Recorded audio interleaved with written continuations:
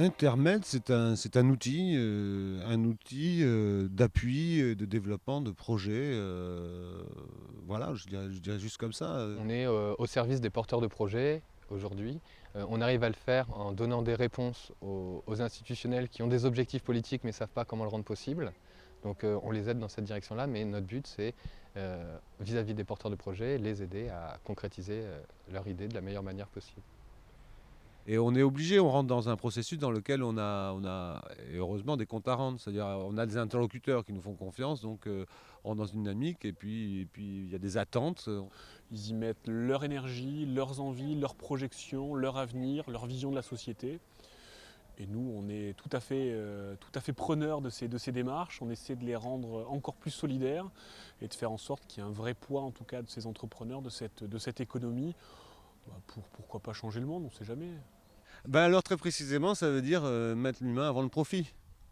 Très précisément, c'est d'envisager la rentabilité comme une notion intéressante, importante, mais pas fondamentale. Je suis en recherche d'une réflexion autour de la place de l'homme dans l'économie, ou la place de l'économie dans la société. Voilà. Donc politiquement, on a bien les pieds sur terre et dans notre pratique, on a les pieds sur terre, mais on est sur un petit nuage qui nous permet de réfléchir au plus près des réalités entrepreneuriales. On se rend compte effectivement qu'il y a plusieurs mondes, l'économie sociale et solidaire, l'entreprise sociale, la responsabilité sociétale des entreprises. C'est une recherche encore, c'est pas toujours trouver les solutions, on les a pas, mais au moins on se pose des questions, quoi. On veut être moteur, on se sent moteur, parce qu'à un moment donné, si c'est pas nous, ça sera les autres. Et si on veut changer le monde, c'est bien parce qu'il y a une réalité économique qui ne nous plaît pas. En tout cas, on est leader dans une démarche collective qui est porteuse de sens. En fait, je suis en reconversion professionnelle et donc voilà, depuis 2010, j'attaque une nouvelle vie. Et je me suis dit, bah, profitons-en pour faire quelque chose qui me donne du sens, qui me donne du sens. Voilà. L'idée que je me suis donnée en étant président, c'est d'essayer de continuer à faire vivre ces fameuses valeurs qui sont de rendre possible des idées un peu folles. Moi, mon métier, c'est d'être responsable d'une structure qui accompagne des entrepreneurs à entreprendre d'une manière un peu spécifique, c'est-à-dire en prenant en compte vraiment tous les enjeux de société pour rendre à l'économie un visage un peu plus humain par la présence d'entrepreneurs, de nouveaux entrepreneurs. Je pense que les gens ne viennent pas à Intermed par hasard. Ils sont souvent attirés parce qu'ils ont entendu parler d'eux et ils sont même prêts à travailler sur des salaires moindres, sur des postes à responsabilité moindre parce que le projet les motive. Et ce qui est hyper intéressant aussi, c'est la diversité des projets qu'on peut accompagner, où on va être sur des projets d'innovation sociale et sociétale qu'on n'a pas, à mon avis, l'occasion de rencontrer dans toutes les structures d'accompagnement. Des temps de plaisir, c'est la nouvelle énergie qui arrive avec des nouveaux projets à chaque fois. On s'attache à des projets qui, et c'est une bonne nouvelle, sortent aussi de la couveuse, ils font leur propre vie. Donc ça, c'est des temps forts, hein, des entrées, des sorties. Je pense que c'est difficile au quotidien d'intégrer une structure comme Intermed sans en partager les valeurs de la structure. Mais c'est aussi pour ça qu'on y vient. Donc je ne pense pas qu'on puisse considérer que ça soit qu'un travail. Ça en est un, hein. Enfin, je veux dire, on a des missions, une fiche de poste, on a des objectifs. Mais par contre, je ne pense pas qu'on puisse vraiment adhérer à la démarche si derrière, il n'y a pas un partage de valeurs important au départ. C'est cette construction, ce fait qu'on peut arriver sur une discussion et penser blanc, et puis à force d'échanger avec les autres, penser autrement. C'est ça qui est intéressant, c'est cet enrichissement que ça apporte, nos échanges et nos discussions, et qu'il faut qu'on arrive à conserver et à dynamiser. Mon métier, c'est de travailler à partir des besoins des territoires, pour faire émerger des idées, des initiatives dans le champ de l'économie sociale et solidaire. Donc, on a plus de salariés maintenant. Avant, on parlait essentiellement politique avec des débats super enflammés autour de pizza. Maintenant, on parle aussi gestion de la ressource humaine avec tout ce que ça peut impliquer. Mais bon, c'est enrichissant et c'est peut-être une évolution par laquelle on doit passer. Mon métier, c'est d'accompagner des porteurs de projets à développer leur emploi à travers de la création d'entreprises sur des projets responsables et solidaires. L'économie sociale et solidaire, c'est aussi Ce n'est pas que développer sa petite activité, c'est une activité dans un ensemble. Donc effectivement, ouais, au-delà du souci de mettre en place une activité pérenne, une filière pérenne de recyclage, etc., il s'agit de peser aussi dans le débat, peser faire de la sensibilisation, etc. Ouais, mais ça, c'est fondamental quoi, dans l'activité. Pour moi, c'est une proposition de dire, voilà, je suis acteur économique, à la fois je suis un citoyen ou une citoyenne, je réfléchis aux enjeux de société, comment, quand je m'installe dans un quartier, quel lien je vais avoir avec les autres du quartier. Au lieu de parler de compétitivité, de compétition, comment je peux parler de coopération, de mutualisation. Voilà, pour moi, c'est ça un petit peu les valeurs. Quand il y a un petit commerce qui se recrée dans un quartier où il y a un délitement social complet, où il y a plus d'activité, c'est un projet de développement local et que à leur modeste échelle, en fait, ils apportent du développement local. Ils sont acteurs d'un territoire. Et ça, c'est intéressant aussi. Et en parallèle à ça, on sensibilise sur des valeurs, effectivement. Et on fait la promotion, globalement, de l'entrepreneuriat responsable. Je pense qu'il y a quand même un certain nombre de projets qui permettent de faire le lien et qui montrent que l'économie sociale et solidaire a vraiment sa place à faire et qu'elle n'est pas une économie à part et qui n'existe pas à côté de l'économie classique.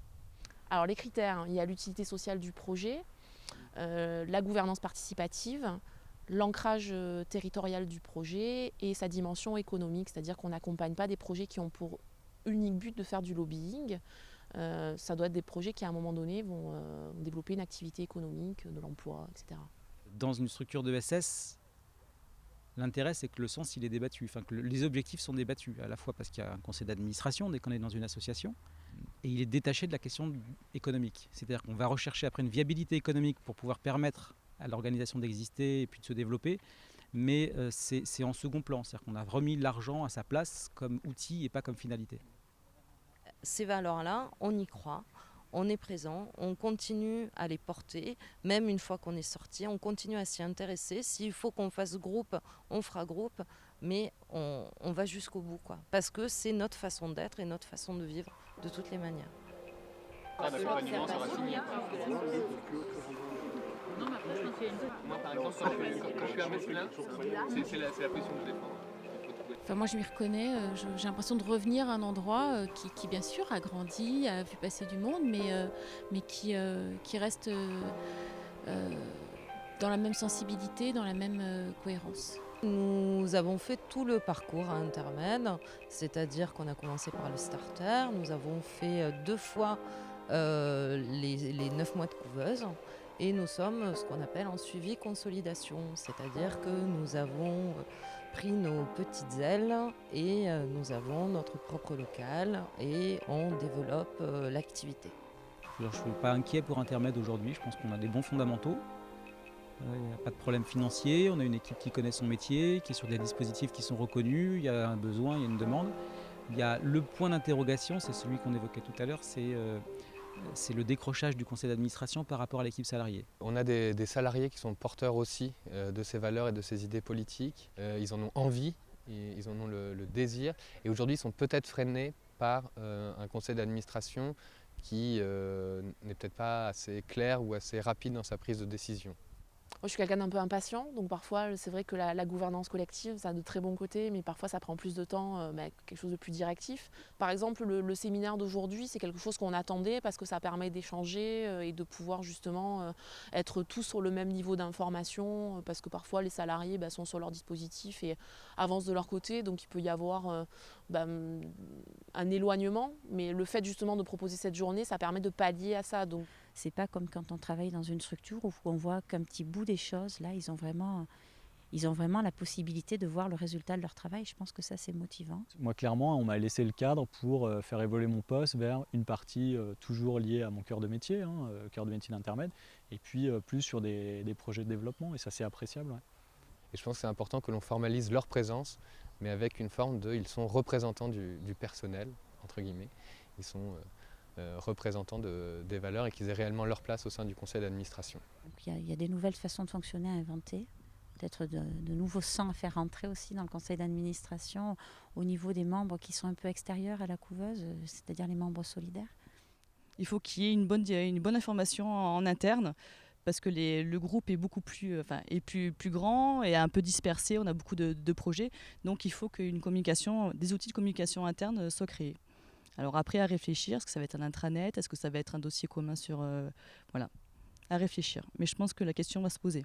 On est tous ensemble et c'est vrai que c'est difficile parce qu'on est un conseil d'administration et des personnes engagées assez jeunes et en termes de mobilisation c'est toujours compliqué. Par contre on est tous mus par une même envie, c'est celle de faire évoluer les choses. Et ça là-dessus, on se frotte, on se pique, on s'écoute, on s'attache et on propose. On en est plutôt première étude d'opportunité, donc la troisième étape.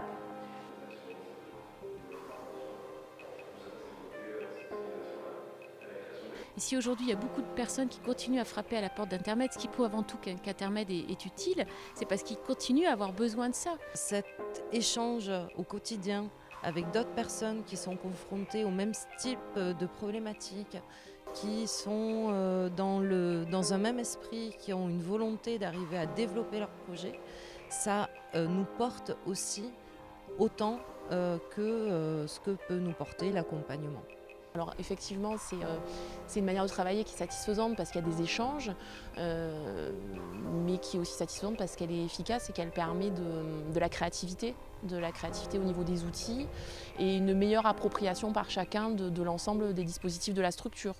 Moi, j'ai pas de nostalgie du tout parce qu'au contraire, je peux rencontrer des gens de Marseille qui me disent « Ah oui, on est allé voir une super structure, ça s'appelle Intermed, tu connais ?» Donc voilà, je suis contente d'entendre des échos comme ça me fait très plaisir. Et puis ceux qui font Intermed aujourd'hui, ils sont dans la vie, quoi. Donc non, pas de nostalgie. Oui, des moments forts, des anecdotes, les galères du début, on va dire, quand on essayait avec notre bâton de pèlerin d'aller convaincre les financeurs, puis qui nous regardaient comme des espèces d'hurluberlus. Bon, vous voulez une couveuse, bon ça va, déjà c'est à la marge de tous les droits, on va peut-être vous suivre. Une couveuse en plus d'économie sociale et solidaire, mais c'est quoi ça ? Et en plus qu'avec des jeunes, je dis juste que vous êtes fous, et puis ils nous suivaient quand même. Donc c'est plein de gens qui, je pense, étaient passionnés par notre envie de tester quelque chose de nouveau. Et puis qui nous ont suivis, et puis qui nous suivent encore pour certains. Je pense qu'on conservera l'essence d'Intermed tant qu'on continuera à être capable d'être force de proposition et de proposer des projets qu'on ne nous a pas demandé, quoi. Et pour ça, il faut être en veille. C'est-à-dire pour ça, il faut regarder ce qui se passe dans la société, il faut faire attention aux changements, il faut essayer de repérer les besoins sur lesquels l'ESS peut apporter des réponses innovantes et il faut trouver évidemment les porteurs de projets sur ces projets-là. Non, c'est vachement motivant de savoir qu'une petite structure il y a 10 ans était toute petite, qu'aujourd'hui au bout de 10 ans on arrive à 8 salariés, qu'il y a beaucoup de projets, il y a beaucoup d'envie, donc c'est plutôt très très motivant de rester et de continuer à se battre et de travailler pour Intermed. Au bout de 10 ans, on peut dire qu'on est une structure qui a réussi à se faire reconnaître et donc on est bien à ce carrefour de savoir comment on va se développer pour la dizaine d'années à venir.